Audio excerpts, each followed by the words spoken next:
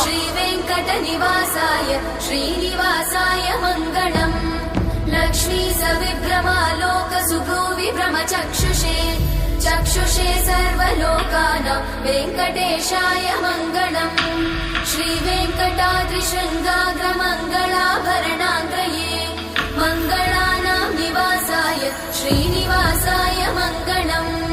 सर्वावयव सौन्दर्य सम्पदा सर्वचेतसां सदा सम्मोहनायास्तु वेङ्कटेशाय मङ्गलम् नित्याय निरवध्याय सत्यानन्दचिदात्मने सर्वान्तरात्मने श्रीमद् वेङ्कटेशाय मङ्गलम् स्वतः सर्वविदे सर्वशक्तये सर्वशेषिने सुलभाय सुशीलाय वेङ्कटेशाय मङ्गलम्।